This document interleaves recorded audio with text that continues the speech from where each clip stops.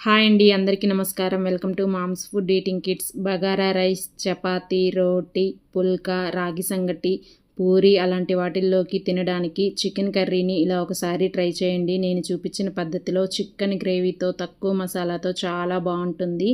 ఈ chicken curry కోసం నేను ఇక్కడ ఒక గిన్నెలోకి ఒక 600 గ్రాముల చికెన్ని ఒక 3 సార్లు శుభ్రంగా కడుక్కొని నీళ్ళన్నీ పోయేటట్టు ఒక వడజల్లెల్లో వేసుకొని ఇలాగా మీడియం సైజు ముక్కలుగా కొట్టించి తీసుకున్నానండి. దీనిలోకి ఇప్పుడు ఒక 1/2 టీ స్పూన్ పసుపు, 1.5 టీ స్పూన్ కారం, 1 టీ స్పూన్ ఉప్పు వేసుకోండి. ఇప్పుడు ఇదంతా ముక్కలకు బాగా పట్టేటట్టు కలుపుకోవాలి. ఒక 2 నిమిషాలైనా ఇలా కలుపుకోండి. ఉప్పు కారం ముక్కలకు బాగా పడుతుంది. ఇలా అంతా కలుపుకున్న తర్వాత మూతను పెట్టి ఒక అరగంట పక్కన పెట్టేసుకోండి.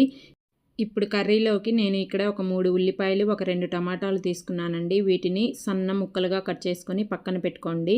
మసాలా పొడి కోసం ఒక బాండీలోకి ఒక 2 టేబుల్ స్పూన్ల ధనియాలు, ఒక 1/2 టీ స్పూన్ జీలకర్ర వేసుకొని 1 నిమిషం ఇలా వేయించండి. 1 నిమిషం తర్వాత కొంచెం దాల్చిన చెక్క, ఒక 4 లవంగ మొగ్గలు, ఒక 2 యాలుక్కాయలు వేసుకొని మంటని సిమ్లో పెట్టి మంచి ఫ్లేవర్ వచ్చే వరకు వేయించుకోండి.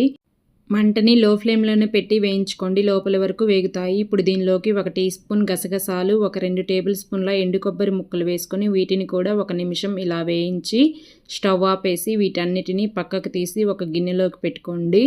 ఇలాగ తీసుకున్న వాటిని పూర్తిగా చల్లారనిచ్చి మిక్సీ జార్లో వేసుకొని మెత్తని పౌడర్ లాగా చేసి పక్కన పెట్టేసుకోండి. ఇప్పుడు మళ్ళీ అదే కడాయిలోకి ఒక 4 టేబుల్ స్పూన్ల ఆయిల్ వేసుకోండి. నాన్ వెజ్ కర్రీస్కి కొంచెం ఆయిల్ ఉంటేనే బాగుంటుందండి. ఈ ఆయిల్ కొంచెం వేడయ్యాక ఒక 1/2 టీ స్పూన్ జీలకర్ర వేసుకొని మనం తీసుకున్న ఉల్లిపాయల్ని ఇలా సన్నగా ముక్కలుగా కట్ చేసుకొని వేసుకోండి. అలాగే ఒక రెమ్మ కరివేపాకు కూడా వేసుకొని మంటని హై ఫ్లేమ్లో పెట్టి ఈ ఉల్లిపాయల్లోని నీరంతా పోయి మంచి గోల్డెన్ బ్రౌన్ కలర్ వచ్చిందాకా వేయించుకోండి. చూసారా, ఉల్లిపాయలు అనేవి ఇలా వేగిపోయిన తర్వాత దీనిలోకి అల్లం, వెల్లుల్లి, పచ్చిమిర్చి మొత్తాన్ని మిక్సీ పట్టుకొని ఒక 2 టీ స్పూన్లు వేసుకోండి. చాలా బాగుంటుంది ఈ పేస్ట్ ఇలా వేసుకోవడం వల్ల. ఇప్పుడు దీన్ని ఒకసారి కలుపుకొని మూత పెట్టి ఒక 2 నిమిషాలు వేయించండి. 2 నిమిషాల తర్వాత మనం తీసుకున్న టమాటాలని ఇలా చిన్నగా కట్ చేసుకొని వేసుకొని ఒకసారి ఇదంతా బాగా కలిపేసుకోవాలి. ఇలా అంతా కలుపుకున్న తర్వాత మూతను పెట్టేసి టమాటా మెత్తబడే వరకు ఉడికించుకోండి. ఇదంతా మీడియం ఫ్లేమ్లోనే పెట్టి చేసుకోండి, అప్పుడే మాడిపోకుండా కూర చాలా బాగుంటుంది. ఇలాగా టమాటా మెత్తబడిపోయిన తర్వాత మనం కలిపి పెట్టుకున్న చికెన్ అంతా వేసేసుకోండి. ఇదంతా ఒకసారి బాగా కలుపుకొని ఇప్పుడు మళ్ళీ మూతను పెట్టేసి ఒక 2-3 నిమిషాలు ఉడికించుకోండి. 2-3 నిమిషాల తర్వాత మళ్ళీ ఒకసారి కలుపుకోండి. ఇలా అంతా కలుపుకున్న తర్వాత ఇప్పుడు మళ్ళీ మూతను పెట్టేసి చికెన్లో నుంచి నీరు వచ్చే వరకు ఉడికించండి.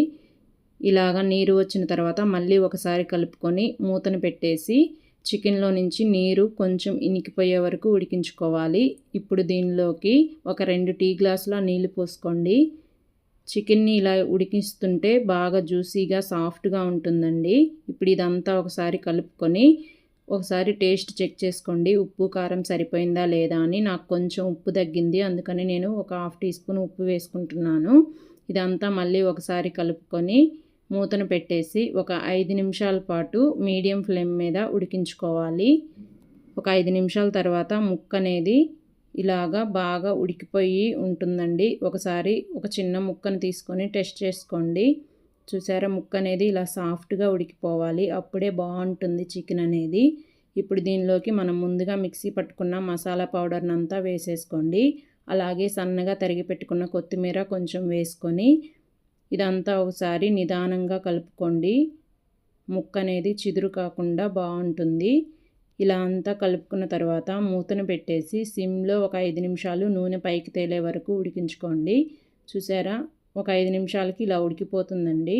ఇప్పుడు ఇదంతా ఒకసారి కలిపేసుకొని గ్రేవీ ఈ కన్సిస్టెన్సీలో ఉన్నప్పుడు స్టవ్ ఆపేసేయండి. ఎంతో కమ్మగా రుచిగా ఉండే చికెన్ కర్రీ రెడీ అయిపోతుంది. మీరు ట్రై చేసి నచ్చితే ఒక లైక్ చేసి నా ఛానల్ని సబ్స్క్రైబ్ చేసుకొని సపోర్ట్ చేయండి.